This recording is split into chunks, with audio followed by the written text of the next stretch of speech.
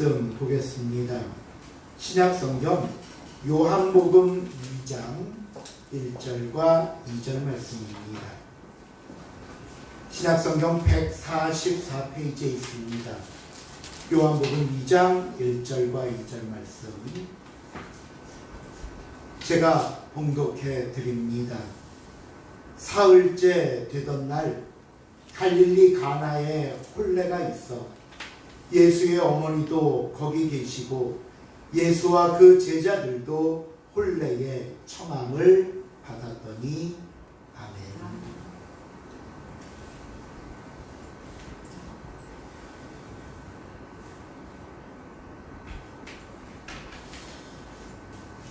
오늘 말씀은 한 시인의 이야기로 시작하려고 합니다. 19세기 영국 캠브리지 대학의 종교학 과목 시험 시간에 주관식 문제 하나가 출제됐습니다. 시험 문제는 예수가 물을 포도주로 바꾸었던 기적을 종교적, 영적 의미에서 서술하라. 시험 문제입니다. 시험 시작종이 울리자 일제히 답안지를 기록하는 소리가 요란한데 유독 한 학생만은 멍하니 창밖만 바라보고 있었습니다. 감독관이 다가가서 주의를 주었지만 학생은 시험에는 관심이 하나도 없어 보였습니다.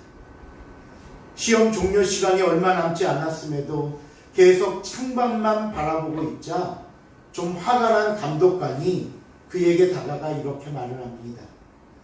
백지 제출은 당연히 0점 처리될 것이고 학사 경고 대상이 될 수 있으니 무엇이든 써 넣어야 할 겁니다. 라고 말을 합니다. 이 말에 학생은 정말 딱 한 줄만 쓰고 시험장을 유유히 빠져나갔습니다. 하지만 이 한 줄의 답안지는 이 캠브리지 대학 신학과 설립 이후 전설로 여겨지는 만점 답안지가 되고 말았습니다. 그 학생의 이름은 훗날 퍼시비 시셸리와 존 키치와 함께 영국의 3대 낭만파 시인 중 한 사람이었던 조지 고든 바이런이었고요. 바이런이 제출한 답안지에는 이렇게 쓰여 있었습니다. 같이 한번 읽어볼까요? 시작. 물이 그 포도주를 뱉고 얼굴을 붉히더라. 물이 포도주가 된 사연을 서술하라고 했더니 물이 자신을 만든 창조주를 뵀더니 그 얼굴이 붉어졌더라. 오늘 그 물이 얼굴을 붉힌 사연을 살펴보려고 합니다. 오늘 본문은 예수님의 첫 번째 이적인 물로 포도주를 만드신 내용인데요. 오늘 본문이 시작되는 1절과 2절을 보시면 사흘째 되던 날 갈릴리 가나에 혼례가 있어 예수의 어머니도 거기 계시고 예수와 그 제자들도 혼례의 청함을 받더니 라는 말씀을 통해 이 사건의 배경에 대해 설명하고 있습니다.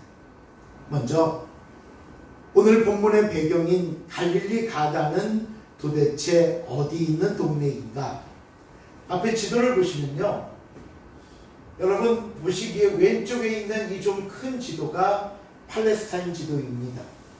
구약시대에는 가나안 땅이라고 불렀고 신약시대에는 팔레스타인이라고 불렀는데 이름을 팔레스타인이라고, 물론 지금도 팔레스타인 또는 이스라엘 땅이라고 부릅니다.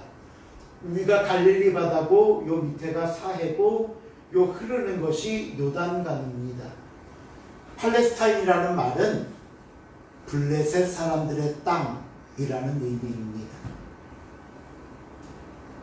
여기 갈릴리 바다가 있고 갈릴리 가나라 했고 요 네고 박스를 친 곳이 갈릴리 지역입니다.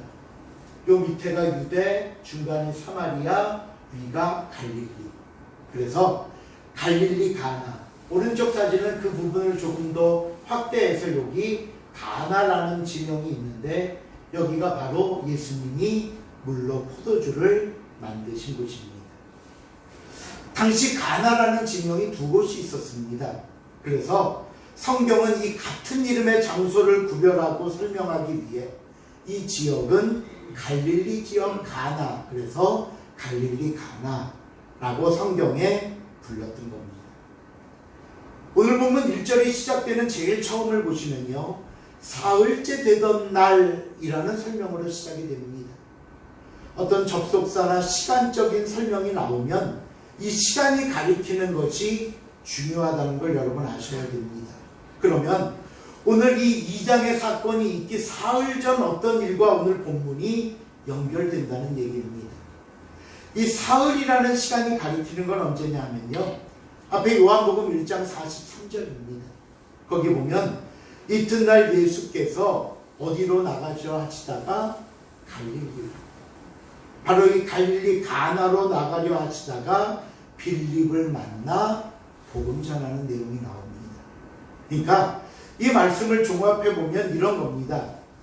예수님은 갈릴리 가나 혼인잔치에 참석하시려고 가던 도중에 빌립과 나다나엘을 만나 복음을 전하고 제자로 부르셨고요.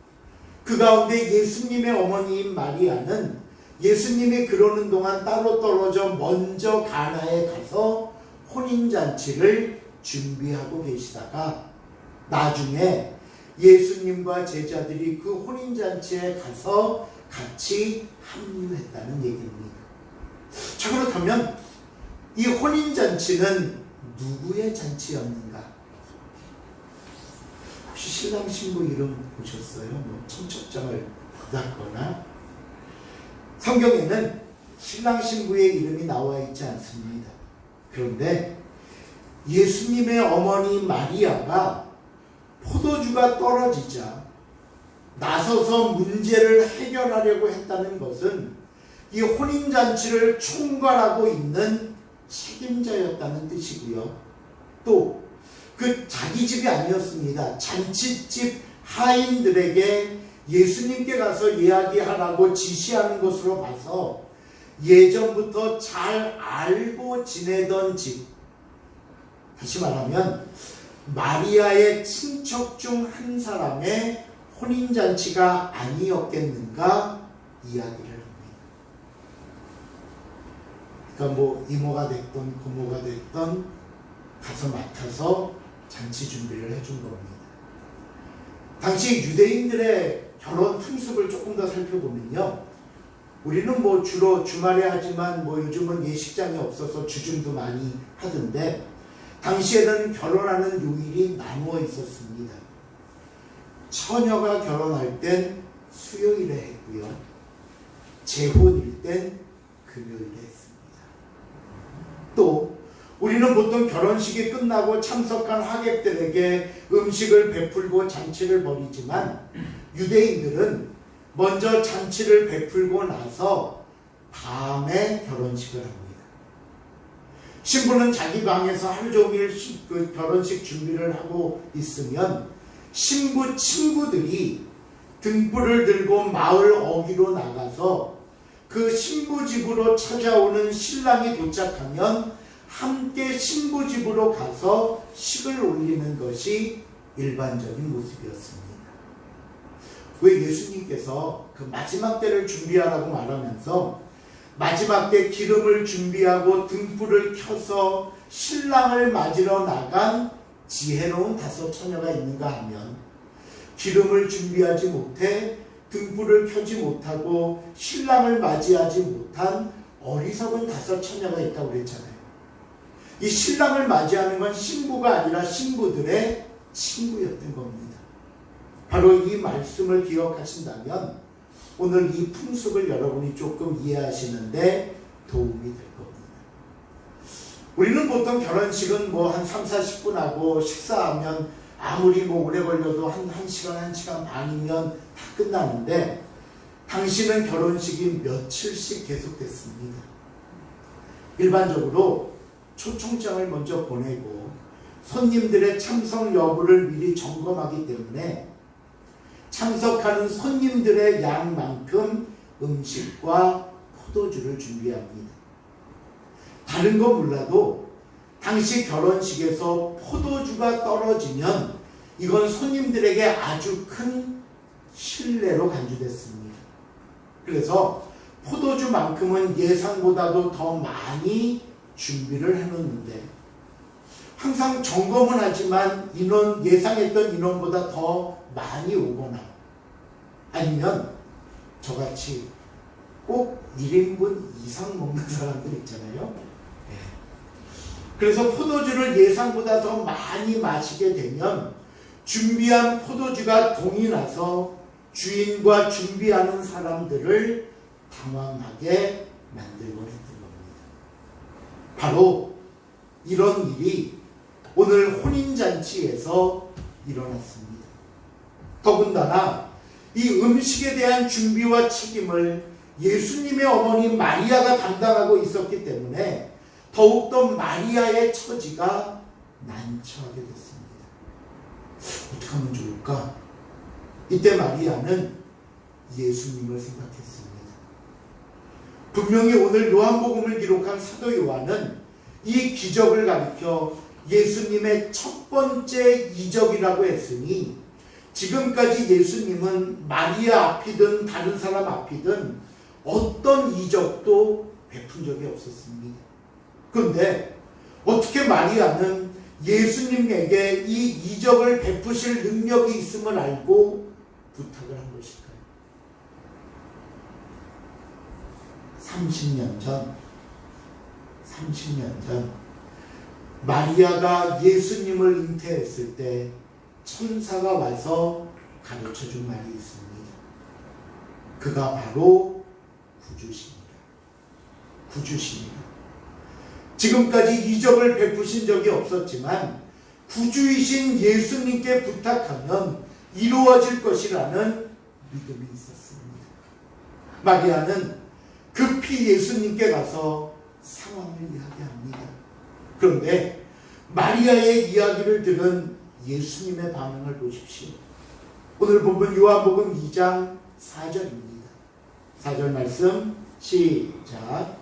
예수께서 이르시되 여자여 나와 무슨 상관이 있나이까 내 때가 아직 이르지 아니하였나이다. 예수님이 어머니 마리아의 부탁을 거절합니다. 그것도 아주 냉정한 표현으로 나와 무슨 상관이 있나이까. 아니 어머니 일인데 그렇죠? 나와 무슨 상관이 있나이까. 그러면 마리아로서는 빨리 다른 방법을 찾아봐야죠. 빨리 이 사태를 수습하고 이 혼인잔치를 잘 마치도록 해야 할 거 아닙니까? 근데 마리아의 태도를 보십시오. 그 다음 5절입니다. 시작. 어머니가 하나님께 이르되 너희에게 무슨 말씀을 하시든지 그대로 하라 하시니라. 마리아는 하인들을 예수님께 보냅니다. 그러면서 예수님이 뭐라고 말씀하시든 어떻게 행동하시든 너희는 끝까지 예수님께 순종하라고 합니다. 예수님은 분명히 거절하셨는데 왜 마리아는 하인들에게 이렇게 말하는 걸까요? 마리아에게는 분명한 이유가 있었습니다. 첫 번째 이유는요, 내가 처음 믿었던 예수님을 끝까지 믿는 믿음입니다. 이전에는 단 한 번도 이적을 보여주신 적이 없습니다. 그런데도 마리아는 예수님을 구주로 믿고 부탁을 했습니다.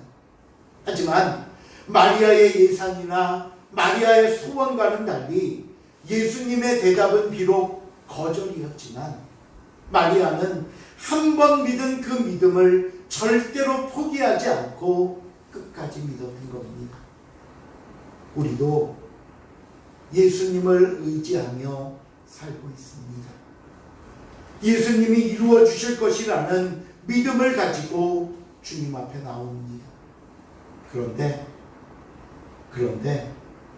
어느 순간에는 우리의 믿음이 민망하게 여겨질 때도 있습니다. 전혀 내 기도를 듣지 않으시는 것 같습니다. 나를 차갑게 때로는 냉정하게 대하시는 것처럼 느껴지기도 합니다. 그러면 우리는요, 실망해서 돌아갑니다. 처음에는 믿습니다, 의지합니다, 바라봅니다, 주님뿐이 없습니다 라고 나왔다가 뭔가 내 뜻대로 되지 않는다고 여겨지면 뒤돌아섭니다. 주님을 원망하기도 합니다. 그러나 아닙니다. 정말 예수님을 믿는다면 그 믿음을 끝까지 붙잡으시길 바랍니다. 심지어 신앙생활을 통한 시험과 아픔과 상처가 있다 하더라도 한 번 잡은 예수님을 끝까지 붙잡고 가시기를 바랍니다. 처음 믿은 믿음을 끝까지 붙잡는 사람만이 예수님의 이적을 맛볼 수 있는 겁니다. 마리아가 이렇게 한 두 번째 이유는요, 예수님이 하실 일에 대한 믿음입니다. 마리아는 예수님이 어떻게 하실지 몰랐습니다. 거절하셨으니 아무리 하인을 보내도 아무것도 안 하실 수도 있습니다. 그러나 분명한 한 가지 사실은요, 예수님이 어떤 결정을 하시든지 그 결정은 참되고 올바른 결정이라는 겁니다. 믿으십니까? 그래서 하인들에게 예수님께 가서 허락해달라고 조르라고 한 거 아닙니다. 뭐라고요? 예수님이 뭐라고 하시든 그대로 해라. 예수님이 뭐라고 말씀하시든 그 말씀은 저와 여러분에게 응답이요, 은혜요, 축복인 줄로 믿으시기 바랍니다. 예수님이 어떻게 행동하시든지 그 행동은 저와 여러분을 위한 행동이요, 사랑의 모습이라는 사실을 잊지 마시길 바랍니다. 믿음이란 내가 결정한 대로 이루어져야 한다고 고집부리는 게 아닙니다. 그게 뭐 믿음입니까? 온전히 예수님 앞에 내 모든 것을 내려놓고 오늘 마리아가 가르쳐주는 대로 우리에게 무슨 말씀을 하시든지 그대로 하는 것, 이것이 저와 여러분이 깨달아야 할 믿음의 모습임을 잊지 마시길 바랍니다. 예수님은 자신을 찾아온 하인들에게 정결 예식을 따라 2-3통 드는 돌 항아리에 물을 가득 채우라고 하십니다. 이 정결 예식을 따르는 항아리란 뭐냐면요, 당시 손님들이 이제 먼 곳에서 잔치집에 오면 집안에 들어가기 전에 발을 씻거나 또는 음식을 먹기 전에 손을 씻기 위해 물을 담아놓은 돌 항아리입니다. 그러니까 입구에 손 씻으라고 해놓은 큰 항아리입니다. 그런데 그 항아리의 크기가 2 또는 3통이라고 했는데 보통 한 통은 40리터 정도입니다. 한 통이. 그러니까 2-3통, 우리가 계산하기 편하게 3통이다.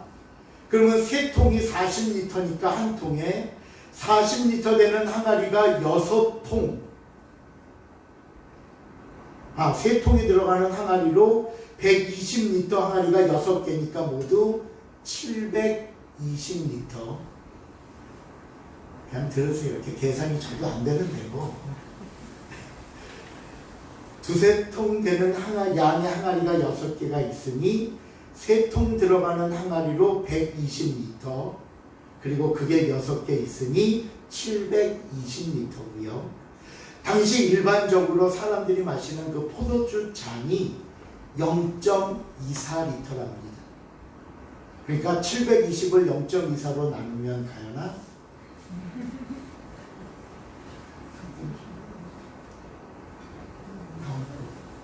가연아 몇 잔?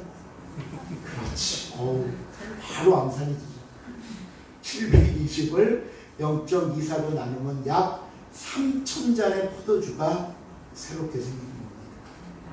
근데 여기서 우리가 눈여겨봐야 할 것은요, 이 마리아의 명령을 따라 예수님께 순종한 하인들의 믿음입니다. 여러분, 지금 항아리에 가득 채운 게 뭐지요? 물이에요. 근데 또 하나, 물을 가득 채워 가져다 주는 통은 포도주 통이 아닙니다. 손님 왔을 때 손 씻고 발 씻을 물 담아 놓은 정결을 위한 통입니다. 이 깨끗하지 못한 통에 물을 가득 담아서 이 연회를 책임지고 있는 연회장에게 갖다 주라니요. 뭐 사람 약 올리는 것도 아니고 잘못하면 크게 혼날 정도가 아니라 이 하인들의 생명마저 온전하지 못할 상황입니다. 그런데 하인들은 예수님의 말씀대로 갖다 주었습니다. 왜요? 무슨 말씀을 하시든 그대로. 잘 보세요. 하인들이 물을 들고 자리를 떠났을 때는 물입니다. 야, 이대로 갖다 줘도 돼? 우리가 지금 뭐 괜한 거 아닌 거 아니야? 예수님 괜히 귀찮으니까 그냥 우리 약 올리려고 이러는 거 아니야? 물을 들고 갖다 주라니 이게 말이 돼? 그런데 그 물이 연회 책임자 앞에 도착했을 땐 포도주가 된 겁니다. 그것도 이전에는 전혀 맛볼 수 없었던 최상급의 포도주였습니다. 여러분, 이것이 무엇을 말씀하는지 아시겠습니까? 우리는 너무 결과를 보고 움직이려고 합니다. 내가 예수님 못 믿는 거 아닙니다. 믿기는 하는데 뭔가 내 눈에 보여야 믿겠다고 말합니다. 뭔가 조금이라도 내 손에 잡혀야 그걸 보고 순종하겠다고 말합니다. 어떤 변화의 조짐이라도 있어야지. 물을 갖고 가면서 뭔가 좀 색이 변해가든지 포도주 향이 조금씩 나기 시작하든지 뭔가 변화가 있어야 그걸 근거해서 순종하겠다고 말합니다. 그러나 주님의 명령은 다릅니다. 믿는다면 먼저 순종하라. 누가 봐도 물을 갖다 주는 것은 어리석은 일이기에 순종할 수 없다고 여겨지는 바로 그 순간, 사람들이 야 이건 말도 안 된다라고 말하는 그 순간, 바로 그 순간 너의 믿음을 보이라고 하십니다. 다 이루어진 뒤에 믿는 건 누구나 합니다. 믿음은 바라는 것들의 실상이요, 보이지 않는 것을 보는 것처럼 여기는 증거입니다. 오늘 본문이 저와 여러분에게 주시는 첫 번째 교훈은 순종입니다. 믿음에 근거한 순종. 내 상황과 처지와 형편에 상관없이 오직 예수님을 믿고 그 말씀에 순종했을 때 얻는 이적에 관한 말씀입니다. 그렇다면 순종이 낳은 결과가 뭘까요? 다른 말로 바꾸면 예수님의 이적이 혼인잔치에서 그리고 저와 여러분에게 주시는 축복이 뭐냐는 겁니다. 첫째로 그 결과는 기쁨과 풍성함입니다. 예수님은 절대로 한 사람의 혼인을 망치지 않으셨습니다. 오히려 그 잔치가 더 풍성하고 즐거운 잔치가 되도록 기적을 베푸셨습니다. 우리는 종종 신앙생활을 금욕주의로만 생각합니다. 뭔가 경건하다, 거룩하다고 하면 항상 무슨 심각한 표정 짓고 늘 세상 짐을 혼자 짊어지고 있는 것처럼, 혼자 떠맡아 사는 것처럼 울상을 지어야 거룩하다, 참 경건하다 말합니다. 아닙니다. 물론 울며 기도할 때가 있고 금식할 때도 있습니다. 하지만 하나님이 우리의 삶 속에 원하시는 건 기쁨입니다. 즐거움과 웃음과 감사가 넘치고 항상 그 안에 풍성함이 있는 겁니다. 우리가 신약성경을 보면요, 예수님이 잔치를 좋아하셨어요. 오직하면 유대인들이 저 먹기를 탐하는 자 그랬거든요. 성경이 좀 고상하게 표현해서 먹기를 탐하는 자 했지, 우리 식으로 표현하면 저 돼지 같은 뭐라는 뜻입니다. 그냥 먹는 거라면 좋아서. 왜 예수님이 먹고 어떤 식탁 공동체 먹는 것, 잔치를 중요하게 여기셨냐면요, 그것이 천국의 모델이기 때문입니다. 천국은 어떤 것이냐? 누구나 와서 즐기고 먹고 마시고 부족함이 없는 것, 웃음이 있고 기쁨이 있고 만족함이 있는 것, 그것이 천국임을 예수님은 늘 잔치로 표현하시는 겁니다. 제가 연말이면 한 4일 기도주간을 가지고 자주 가는 것 중에 저 오포에 광림수도원이라고 있습니다. 혹시 아십니까? 광림교회에서 운영하는 건데요. 오래전에 몇십 년 전이죠. 처음 그곳에 갔을 때 액자에 있는 예수님의 모습입니다. 이 웃으시는 모습을 뵐 때마다 괜히 제 마음에도 미소가 지어지고 흐뭇해지고 기쁨과 평안이 찾아옴을 느꼈습니다. 예수 믿는 사람들은 항상 얼굴이 밝아야 합니다. 한번 미소 지어보세요. 심각하게 저를 바라보고 계시는지. 예, 미소로. 그렇지? 미소. 마스크를 써서. 늘 웃음이 있고 평안한 인상을 주십시오. 예수님 안에서 항상 기뻐하며 범사에 감사하십시오. 평안하십시오. 이것이 주님 안에서 우리에게 행하신 하나님의 뜻입니다. 두 번째, 예수님은 우리의 본질을 변화시키는 분이라는 사실을 가르쳐 줍니다. 오늘 사도 요한이 이 가나 혼인잔치를 통해 우리에게 주고자 하는 가장 중요한 교훈입니다. 물이 포도주가 되었습니다. 아무것도 지니고 있지 않던 물이 색과 맛과 향기를 가진 포도주가 되었습니다. 그래서 이 말씀을 주제로 그 윤영주 아시죠? 가수. 옛날에 트윈플리어로 활동도 했고, 장로님이, 이 윤영주 장로님이 작곡한 찬양이 하나 있습니다. 예수님이 말씀하시니 물이 변하여 포도주 됐네. 예수님이 말씀하시니 물이 변하여 포도주 됐네. 예수님, 나에게도 말씀하셔서 새롭게 변화시켜 주소서. 말씀을 맺습니다. 예수님은 마리아와 하인들의 믿음과 순종을 통해 물이 포도주가 되는 이적을 행하셨습니다. 그러면서 저와 여러분에게 너희도 이렇게 변해야 한다고 말씀합니다. 여러분, 예수님을 믿고 내 인격의 변화가 있으십니까? 예수님을 믿고 내 삶의 변화가 있으십니까? 고든 바이런이 물이 그 창조주를 뵙고 얼굴을 붉히더라 라고 표현한 것처럼, 저와 여러분도 창조주이신 구주이신 예수 그리스도를 만나 내 삶의 회개가 일어나고 고백과 결단이 일어나며 변화가 일어나서 저와 여러분에게 허락하신 교회 안에서, 가정 속에서, 그리고 세상 안에서 하나님의 자녀임을, 내가 그리스도임을 맛과 색과 향기로 보여줄 수 있는 저와 여러분의 삶이 될 수 있기를 주님의 이름으로 부탁을 드립니다. 기도하시겠습니다. 사랑의 하나님, 감사합니다.